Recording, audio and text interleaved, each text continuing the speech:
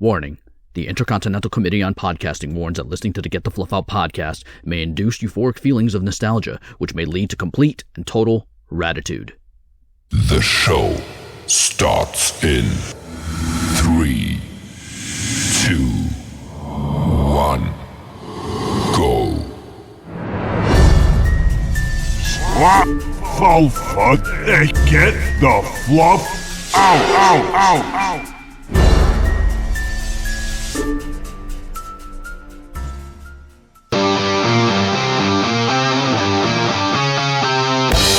Welcome to Get the Fluff Out. I'm Hollywood, along with your co-host, Dirty Jim. And thanks for joining us on our rockin' journey through the decades in our quest for the musical Holy Grail, creating the ultimate Gen X rockin' mixtape playlist.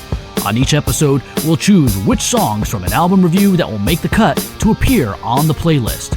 It's time to experience the soundtrack of our lives. Oh yeah, Dirt! We are back! How you doing? I'm doing fantastic. Thank you very much for the exuberant introduction. Dude, I'm going to be more exuberant in a couple weeks because guess where I'm flying to? I know. I'm sorry. I interrupted you. I thought you wanted me to guess. I'm flying to Connecticut and I'm going back to Naugatuck, visit family and friends, and guess who I'm going to be meeting there in CT?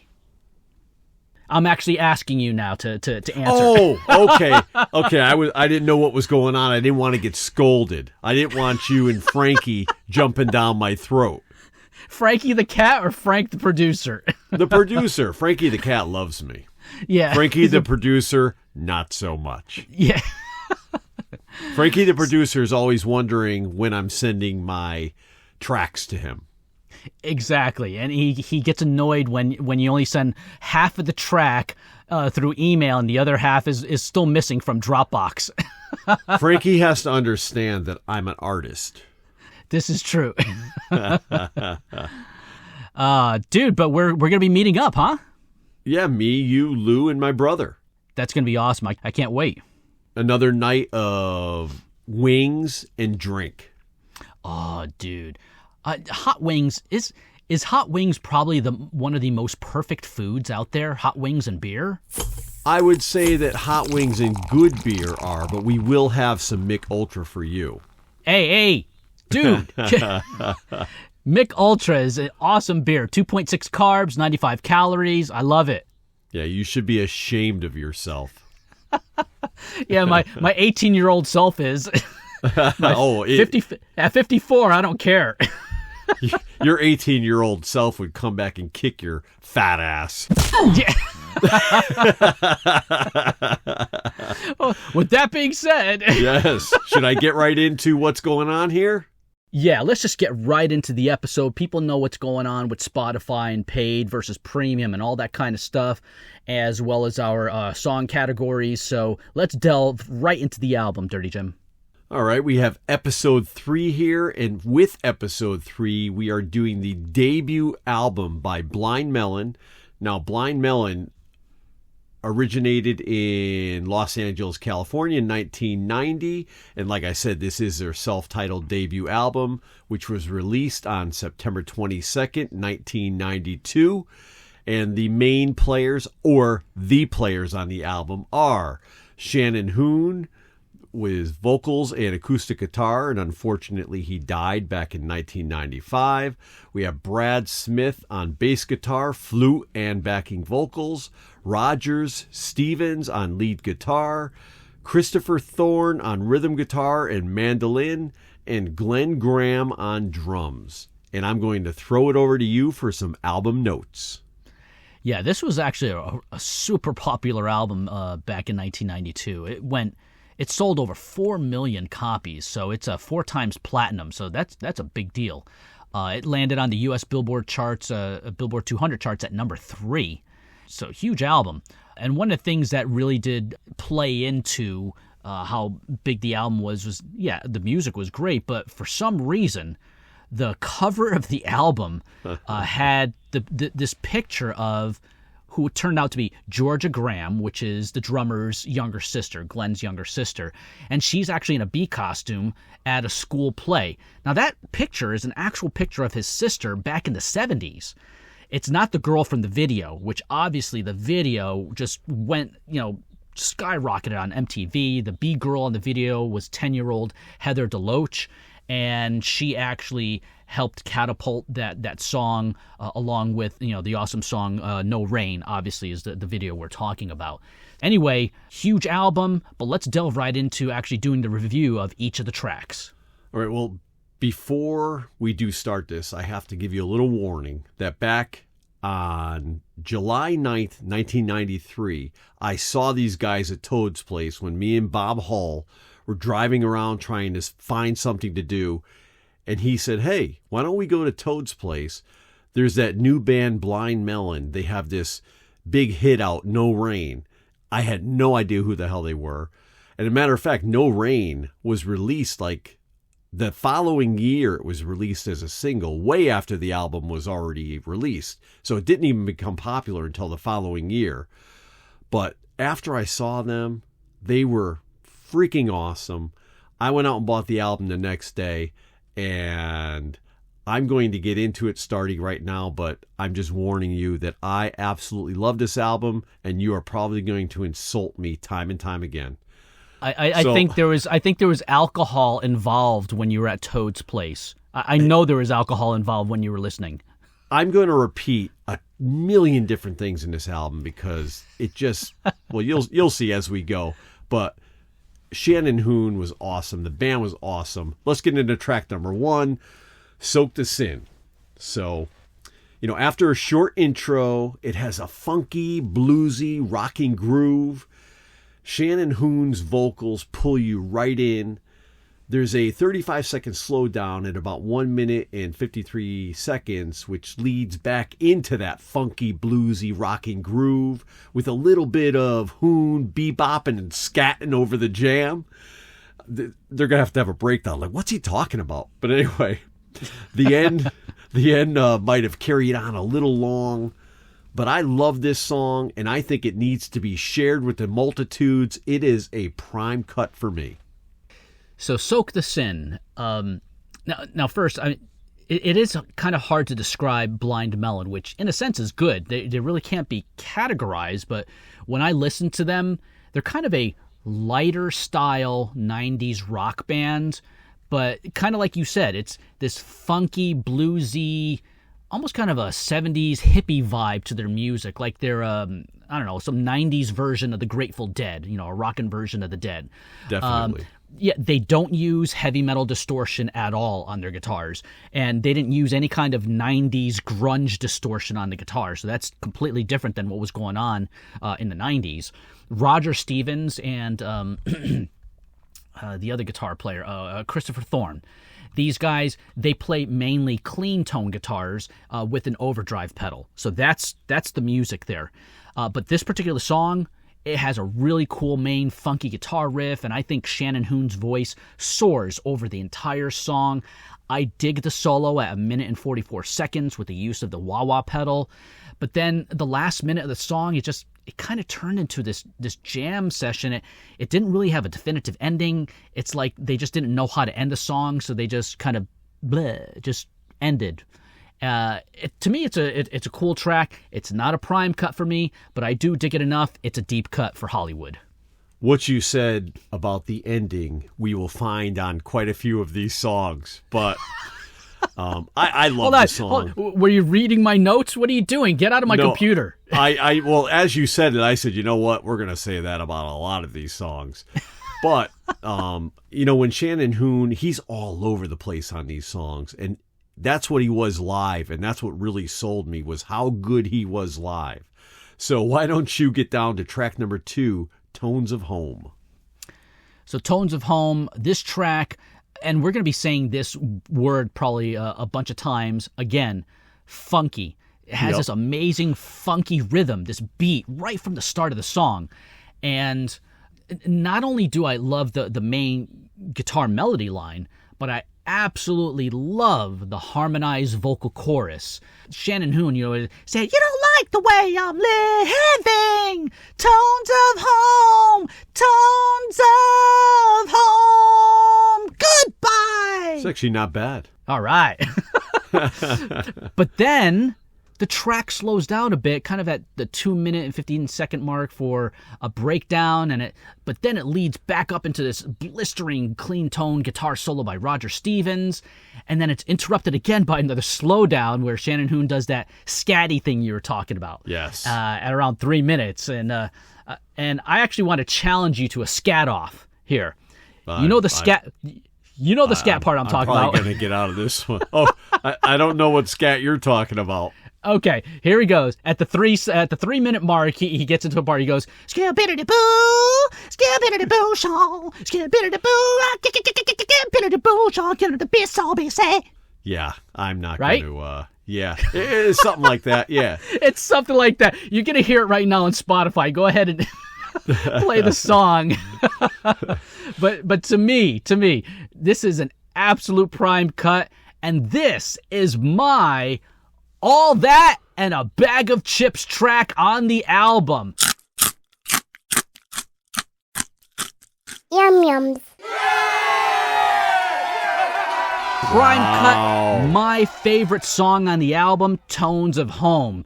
Dig it. Track 2 out of 13 tracks, already blowing his, what would you call that? my bag of chips. Yeah, there you go. My classic right. Lay's. Tones of Home for me, and you're going to hear a lot of repetition in these things that I say about these songs, so here we go. It's another funky, bluesy, rocking, groovy jam. Hoon starts singing it about 37 seconds and again takes an already solid song to another level. I'm seeing a trend here. You got this funky, booty-shaking beat, a short slowdown, and solid vocals with some amazing vocal riffing. This one will get you moving, and it must be granted a spot amongst the greats. And not only is this a prime cut, it is my Jamalicious, funky, fresh song of the album. Jamalicious, funky, fresh. Jamalicious, funky, fresh.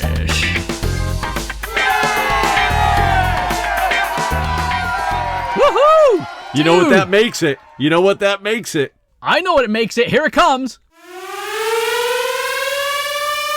Ooh, doggy, that's spanking good. Wow. Oh, dude, that was spanking. It certainly was. I guess, is this me? Is this me jumping down to track number 3? I wonder. Yes, it's your turn. All right. I wasn't saying I wonder if it's me. That's the name of the song. I wonder is track number 3. It is the, you know what we didn't mention? Did we mention Tones of Home was the first single from the album? I don't think so, but go ahead. It is the first single. Yes, and now I Wonder is the third single from the album. Right. Now, if you listen to the Lipstick and Leather podcast, I am always talking about songs with a good flow, which this totally does not have. Bingo! Well, this whole album, barely is there ever a solid, steady flow. But with I Wonder, there is plenty that I like about this one. There are a lot of changes. It starts out like a ballad, moves into something a little slower and trippy, then into a good time rock and jam, and back to the trippy with a little more edge to finish it out. But what I really love about it, and pretty much every single song here, is Shannon Hoon. His voice flows with the song and all of its changes. The way he uses his vocals is incredible. I love this one, but I'm not sure everyone will concur. I think it's good enough to keep around, and it will be on my playlist, but more as a deeper cut. Okay. So I Wonder that I have many of the same things you said. That first minute of the song, kind of that slow acoustic guitar intro, and then Shannon Hoon is just kind of singing some nonsense there. I don't know what he's trying to say. And then the song really would have been better if they just cut out that first minute, because the song actually picks up with this cool little riff after that, but then it goes into a ballad verse. And then it picks up again, and it has these few cool little musical parts. But just like you said, I wrote in my notes exactly, I said, absolutely no flow. And there's actually this one part at the end of the song. You kind of hear this gurgling of water as the song is ending. And to me, it sounds like they were smoking a water bomb in the song. Possibly. That's why the song is all over the place, because these reefer heads were high as a kite. I don't get it. I can't get it. It's not making the playlist. It's a fluff cut going to Fluffy Town. Oh, it's going away because I did deep cut, you did fluff. I Wonder is gone. I Wonder is gone. It will not make the playlist. I'm sorry, guys, but we got the fluff out on that particular track. Yeah, let's not talk about it anymore. It's no longer in our lives. Move on down to track number 4, Hollywood. Okay, Paper Scratcher. Now this is it has this cool bluesy guitar riff. Shannon Hoon, he's singing the chorus in this kind of soft falsetto voice. And my favorite part is right after the second chorus, there's this kind of heavy, chunking guitar riff underneath this short 15-second guitar solo where it's like dun dun dun dun dun dun dun dun dun dun dun dun, and I'm like, yes, now we're talking. I mean, I was so excited to hear that chunking guitar riff, and it only lasts like 15 seconds. It's an interesting song. I kind of like it though, but it's not a prime cut, but it's good enough for a deep cut for Hollywood. All right, I was a little surprised. I thought you were heading somewhere else, but I'm glad that you at least went deep cut. Now, me with Paper Scratcher, this was actually written by Shannon Hoon about I'm not sure if it was actually written by Shannon Hoon, but it was written about a homeless man that Hoon would see on his way to work who would scratch the faces off of people in the newspaper, which totally, to me, screams out serial killer. This album is really gonna make me have to explain myself. I think it may ruin me to ever claim that I love songs with a good flow again. But everything about this pulls you right in immediately. It's funky, rocking, grooving. Then it changes up multiple times like every song so far. But it continuously pushes forward at different speeds, if that makes sense. But it's only song number 4, so get used to it. And add this one to the list. It is a prime cut for me. Wow, prime cut of Paper Scratcher. Ooh, You're being very generous. Generous. I'm telling you, man. I warned you before the album started. So, okay. and listening to this again, it was beautiful. But I'm gonna stop gushing and move on down to track number 5, which is "Dear Old Dad." And although not in an angry way, this one jumps right out of the gate and keeps poking you persistently so you know it's around. I have nothing negative to say about it. It's a pleasing 3 minutes and 2 seconds. I want people to hear it. I'm a big fan of this song. It is another prime cut for me. Okay, so for me, Dear Old Dad, unlike the other songs on this album, thank God there's no intro. This track starts right away with the singing of the verse, and the chorus actually begins at 18 seconds into the song. I love that it does that. There's no trippy jamming going on. Boom, they get right into the song. The chorus begins at 18 seconds, and I love the chorus in the song, which has, again, this cool, funky, heavy, guitar riff. I love it. I think this chorus absolutely makes me kind of just get up out of my chair, move and groove and dance, and I dig the chorus in this song. I think this is a really good track. It's a prime cut, making it to the Ultimate Gen X playlist, and that's my second prime cut of the album. Not too many more coming.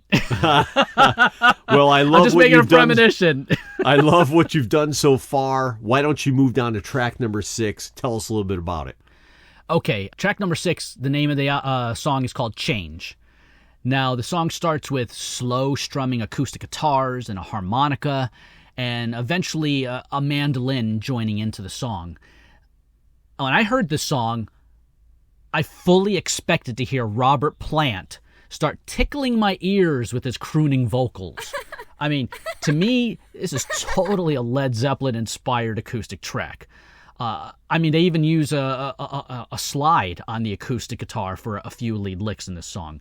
So, I am going to keep this on the playlist as a deep cut because it's probably the closest Led Zeppelin thing you guys will ever hear.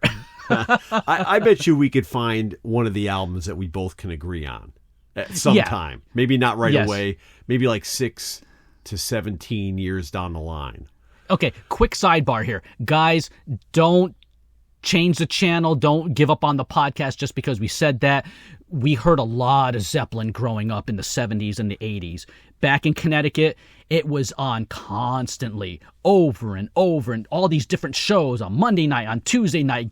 We heard Zeppelin so much, we just got burnt on it over the course of 2 or 3 decades, and we're like, okay, I don't think we could ever do it again, but I think maybe now's the time we could agree on an album. So that was my little sidebar about Zeppelin. We don't hate them, we just got burnt.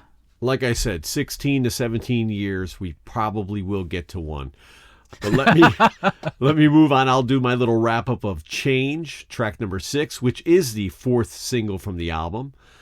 And this one, it starts and ends like a ballad, which would have been fine for me because that alone won me over. But the middle is filled with grooving deliciousness.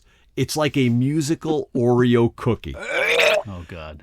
Yeah, you just let me go. You had your chance, Hollywood. There is a reason that this album produced 4 singles, and Change, for me, makes 5 out of 6 prime cuts. Wow. Okay. Yeah. Okay. All right, I'm going to move on down to the supposed hit of this album, No Rain, which is the 2nd single, and it is the highest charting song for Blind Melon, which hit number 20 on the U.S. Billboard Hot 100. And you could not go anywhere without hearing this back in the mid-90s. If you told me you've never heard it, I'm afraid that we may have to find ourselves a lie detector. Yeah. I hope you won't be offended by that. But it was literally playing everywhere. It's upbeat, it's fun, and has a great vibe. Yes, it was way overplayed, but that's what happens to great songs. It is another prime cut for me.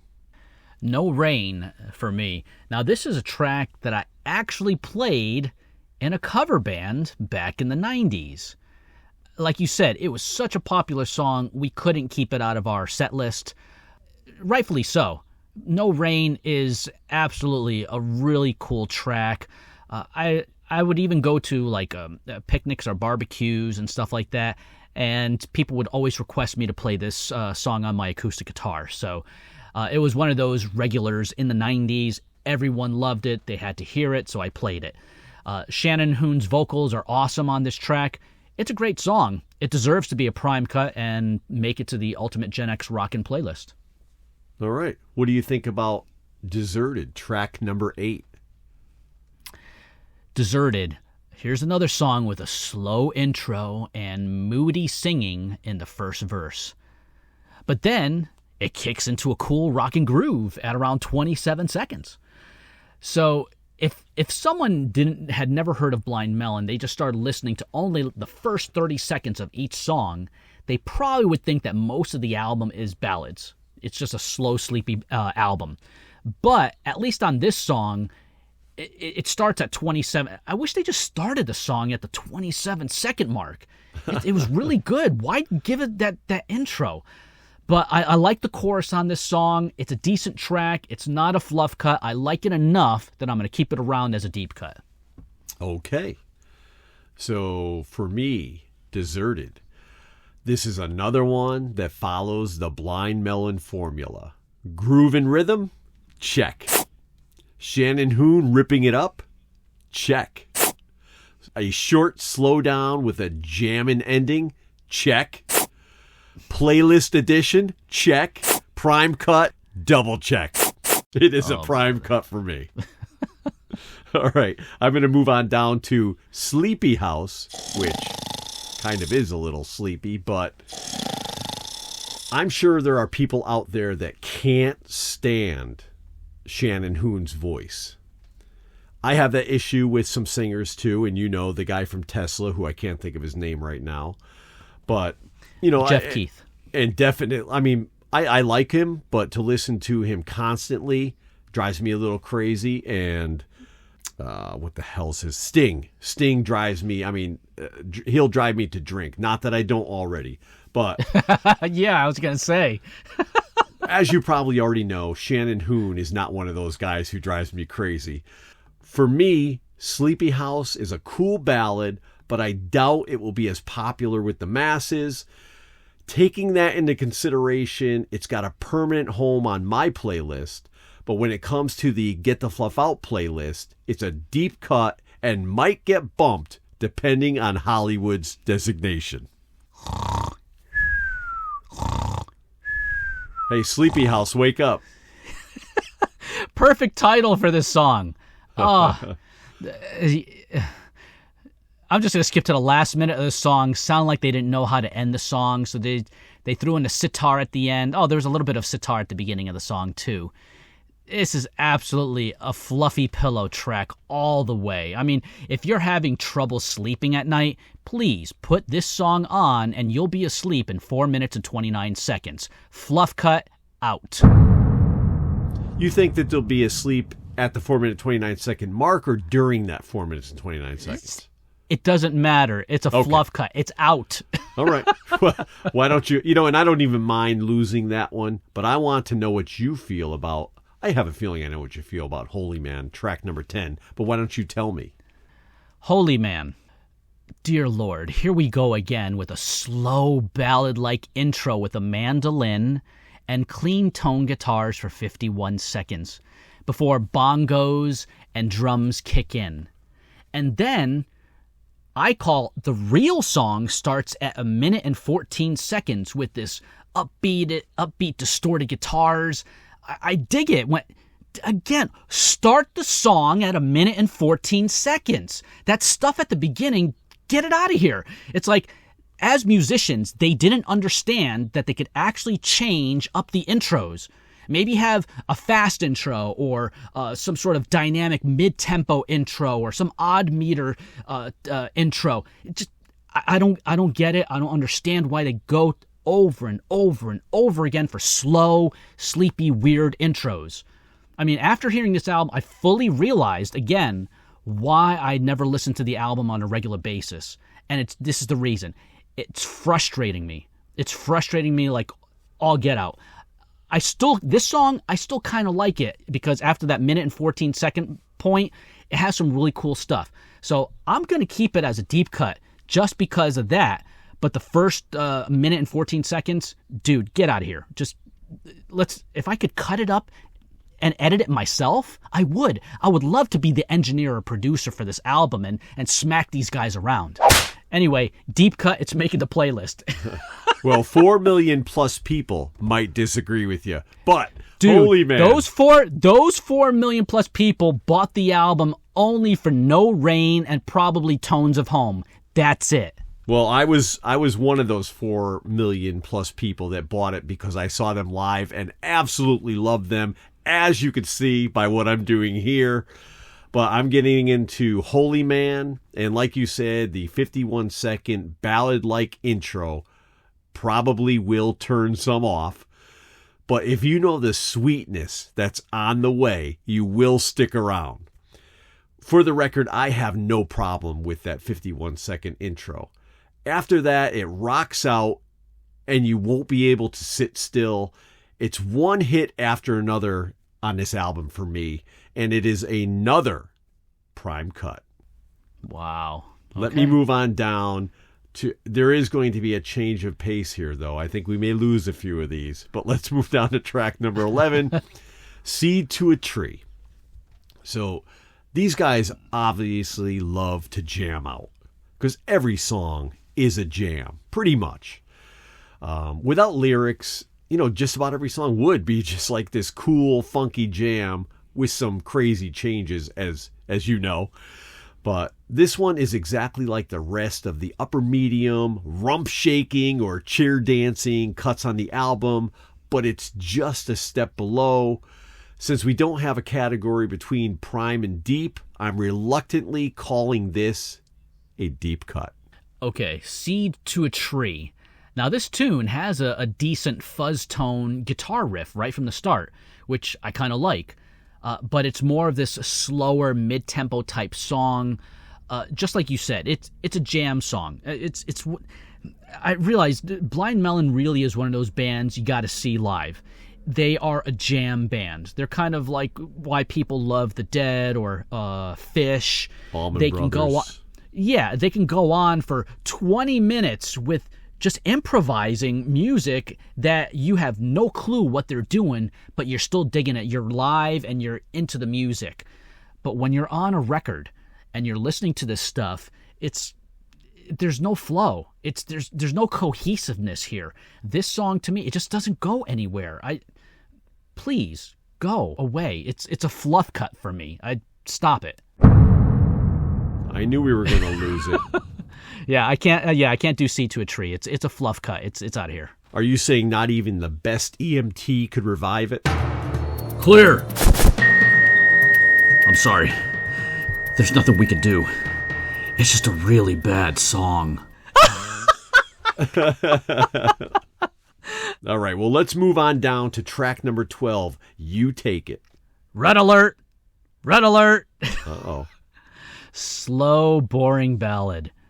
To me, the only interesting part is where they kind of do this 3-chord progression that sounds exactly like The Wind Cries Mary by Jimi Hendrix.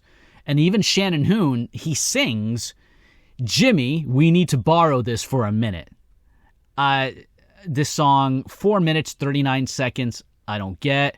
I can't listen to it ever again. I'm sorry, Dirty Jim. It's a fluff cut for Hollywood. All right, well, I'm going to delay the inevitable, and I actually have it written down here. I have a feeling Hollywood is not going to like this one. It's bluesy at times, strumming at others, and constantly changing. It's not as flashy as most, but it has a lot of feeling. Like this song, actually, I think the way Shannon Hoon sings it shows the most feeling out of any one of these songs. But my good flow credo is going out the window with this album. And this is yet another one on this album that I would never skip over. I would never skip over any one of these songs. I love this. I am totally smitten with this band sound. Smitten, Hollywood. That's smitten! And it's not a must-add prime cut, but it's also not a fluffy cut for me. It doesn't really matter. I'm going to call it a deep cut, but this obviously is going into the wasteland because you called it a fluff cut. So I'm going to move on down to track number 13, the final track of the album, Time. Got a lot to say about this song. But 6 minutes and 2 seconds worth of time. Yeah, it should have been 4 minutes and 2 seconds. But when this one kicks in at about 47 seconds, which I know that's going to disgust you, it feels like another prime cut is rearing its ugly head. But it is not so. When it rocks, it really rocks. But it would have been so much better, like I said just a couple seconds ago, that this thing should have been 2 minutes shorter, and that 2 minutes should have been cut right off the end. The last 2 minutes of this song does a lot of nothing. I can't throw it away, even with that last 2 minutes, because everything before that was a pretty decent song. But the ending can only allow me to go as high as a deep cut, and I have a feeling that time has run out of time for us. What do you say, Hollywood? Wow, you're not going to believe my reaction to this song. Give it to me. So, yes, it did take them about 47 seconds because it was another slow intro. But when the song finally kicked in, it had this, again, funky, upbeat tempo. Now, we already know Blind Melon is using the same exact formula they use on like 8 of the 13 songs here. Right. And I say the same thing that Dirty Jim says. They could have cut out the last 2 minutes. I wrote it down. Last 2 minutes of song, it slows down to a crawl of this kind of ambient, uninspiring, bluesy music with indistinguishable words mumbling out of Shannon Hoon's mouth. Just blah, blah, blah, blah, blah, blah, blah, Yeah, something like that. Yeah, and you're like, huh? What'd he say? It's not even a lyric sheet because you can't understand what he's saying. It's a fluff cut. I'm so sorry, Dirty Jim. It's out of here, going to Fluffy Town. If that last 2 minutes was cut off, would it at least make a deep cut for you? You know, it would have been possibly close to a deep cut, but I think because of that intro, 47-second, if they had cut it out, let's say cut out the 47 seconds at the beginning and cut out the last 2 minutes, deep cut, it would have happened. But there's just too many variables of these guys. I'm sorry. This one is just not resonating with me, this particular album.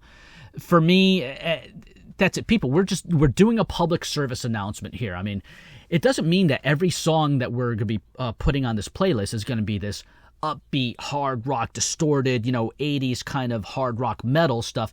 No, we're all over the place. We're going to be playing a lot of stuff from, like we've already started with the Cars, Ozzy, Twisted Sister. We're going to have the Beatles, Steely Dan. We're going to go into Night Ranger. We're going to go into, Def Leppard. We're going to have a lot of different stuff, Aerosmith. So we're going to have a lot of mix of different music. But for this particular album, I can only put 3 prime cuts, which was No Rain, Tones of Home, and Dear Old Dad. For me, if that's all that appeared on the playlist, that would be perfectly fine. But I also did have 5 other deep cuts, and Dirty Jim had a bunch, so, there's going to be a bunch of songs on this playlist from Blind Melon, unfortunately. Well, there's going to be 8 at least, because I had 5 deep cuts, and I think at least 3 of them went to 3 or 4 might have been lost forever.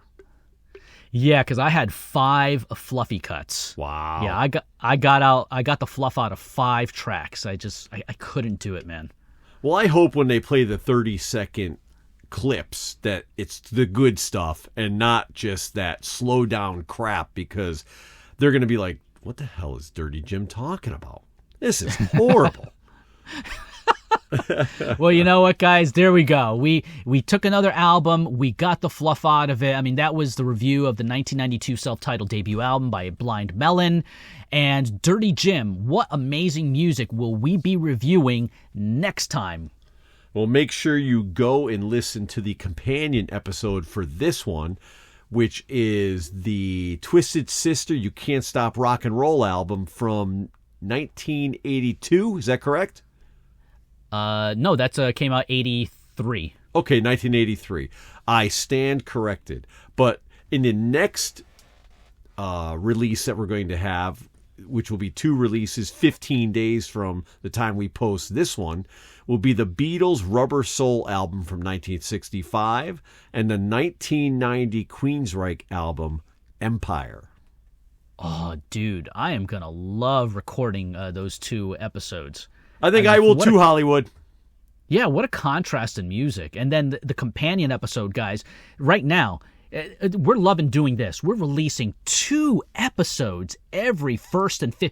I mean, Dirty Jim, we just give. We're just givers. We're pretty great. Yeah. So, guys, enjoy that other episode, Twisted Sister, You Can't Stop Rock and Roll. We did a really good review of that one. And if you guys like Blind Melon, of course, go ahead and listen to them on your own, but there are going to be several tracks on our Ultimate Gen X Rockin' Mixtape playlist that you can enjoy as well, mixed with all the other songs that we review as well. So that does it for the episode, Dirty Jim. That's right, it is. Did I say that's right, guys, it is? No, that's right, it does. That's what I meant. That's right, it does. There you go, Hollywood.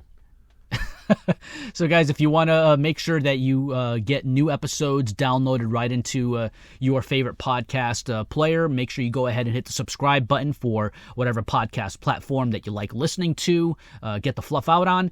And if you like to send us an email with comments and suggestions, by all means, send it to getthefluffoutpodcast getthefluffoutpodcast@gmail.com. That's getthefluffoutpodcast@gmail.com. As well as if you want to make a comment on social media, do it on Facebook, Instagram, Twitter. Just search for us at Get the Fluff Out Podcast, and you'll be able to find us and make a comment or suggestion.